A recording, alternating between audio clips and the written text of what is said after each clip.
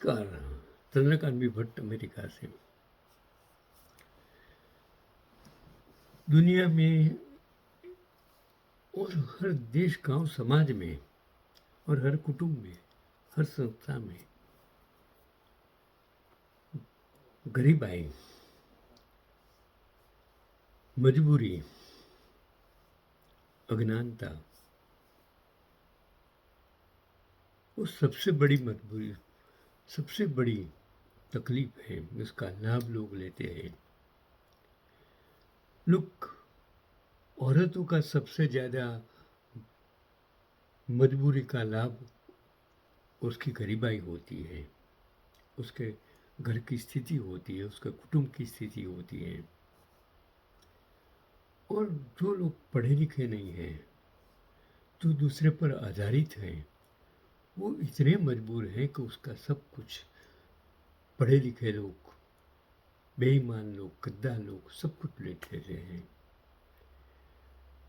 5 साल आता है, इलेक्शन होता है और आपको लोभावनी वचनों से आपको लूट लेते हैं, फिर चले जाते हैं।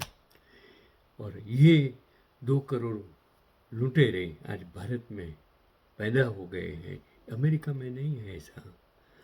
अमेरिका में जो इलेक्शन लड़ते हैं वो लुटेरे नहीं हैं, वो सच्चे हैं, पढ़े लिखे हैं, ईमानदार हैं।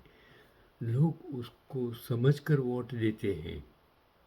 हाँ, मैं ये नहीं कहता हूँ कि 100%, लेकिन यहाँ की पद्धति और इंडिया की पद्धति में बहुत फर्क है। और इंडिया में भी पूर्व, पश्चिम और उत्तर के विरुद्ध दक्षिण की परिस्थिति कुछ और है। दक्षिण में धर्म भी है, लेकिन और ईमानदारी भी है और एजुकेशन भी है।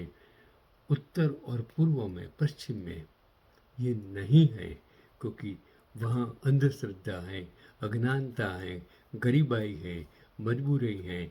और वो हिंदी बेल्ट को आज सत्ता में बैठे लोग उसका गलत, और सत्ता प्राप्ति करने वाले लोग गलत इस्तेमाल करते हैं, उसकी गरीबाई का, उसकी मजबूरी का और अनपढ़नेस का दुरुपयोग करते हैं। इसके लिए जब आपको न्याय नहीं मिलता है तो न्याय उसे इंसान को मजबूर, शैतान बनने के लिए मजबूर कर देता है। बहन के सम्मान के लिए भाई बना ढाल, गांव में न्याय की गूंज। एक आर्टिकल्स मैंने पढ़ा कि सोशल मीडिया पर वायरल हो रही एक तस्वीर लोगों के बीच चर्चा का विषय बनी है। बताया जा रहा है कि गांव के सरपंच के बेटे पर एक युवती के साथ गलत व्यवहार करने का आरोप था। आरोप यह भी है कि पैसे और दबदबे के कारण आरोपी खुलेआम घूम रहा था, जिससे पीड़ित परिवार को न्याय नहीं मिल पा रहा था। इसी बीच युवती के भाई ने अपनी बहन के सम्मान और न्याय के लिए आवाज़ उठाई। गांव में इस घटना को लेकर लोगों में भारी आक्रोश देखने को मिला। सोशल मीडिया पर कई लोग कह रहे हैं कि जब व्यवस्था कमज़ोर पड़ जाती है तब फैमिली अपने सम्मान की रक्षा के लिए हर हद तक जाने को मजबूर हो जाता है। हालांकि क्योंकि न्याय देर से होता है, न्याय सबूतों पर होता है। जिस लड़की को जो लोग बलात्कार करते हैं, क्या वो लड़की बलात्कार होते हुए बताने के लिए वीडियो बनाती है? क्या उसके पास कोई एविडेंस होता है? नहीं होता है। और वो अंधा कानून, वो अंधा न्याय, वो बेजुबानों को अन्याय करने वाला न्याय तंत्र और जज और वकील और पुलिस तंत्र कभी भी न्याय नहीं दे। और जब न्याय जब बहुत देरी से मिलता है तब न्याय न्याय नहीं रहता।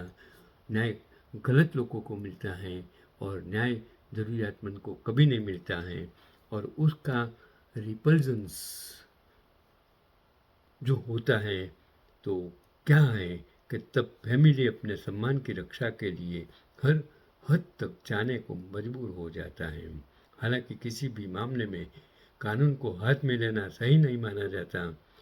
जैसे दक्षिण में एक औरत को बलात्कार किया था तो पुलिस वालों ने जिस तरह से इस बलात्कारी को कोर्ट तक ले जाने की बजाय उनको मार दिया गया। ये बुलडोजर न्याय कभी नहीं चल सकता। ये आप गलत रास्ते से किसी को मार नहीं सकते हैं, लेकिन जब ऐसी परिस्थिति में कोई स्त्री की लाज लूटता है तब न्याय कुछ नहीं करता है, तब गरीब को न्याय नहीं मिलता है, तब क्या होता है कि समाज और प्रशासन का काम है कि पीड़ित को समय पर न्याय मिले ताकि किसी को गुस्से से या बदले की राह न चुननी। और सरपंच के बेटे ने उस बहन की इज्जत लूटी और अपनी बहन के लिए लगातार 4 गोलियां मारी सरपंच के बेटे को, क्योंकि सरपंच के बेटे ने उनकी बहन की इज्जत लूटी और पैसों और पावर के दम पर खुला घूम रहा था। तो आज एक भाई ने अपनी बहन को न्याय दिलाया। यही आज की कहानी है। और इसी परिस्थिति में अगर आप इस भाई को गलत समझेंगे वो आपकी गलती है। न्याय अंधा कब होता है? जब न्याय देर से मिलता है। अगर न्याय समय से मिलता है तो ये गोली चलाने का वक्त नहीं आता। न्याय सब हर वक्त सबूतों पर आधारित नहीं होता है। न्याय प्रैक्टिकल जज की बुद्धिमत्ता पर जो यहाँ इस देश में होता है, भारत में नहीं होता है। वो कागज़ों में दब जाता है, समय में दब जाता है, मुद्दतों में दब जाता है। एक कोर्ट से दूसरी कोर्ट से तीसरी कोर्ट, निचली कोर्ट से हाई कोर्ट से सुप्रीम कोर्ट तक ये न्याय इतना लंबा हो जाता है कि जिसको न्याय चाहिए वो मर भी जाता है। यही आज का पैगाम।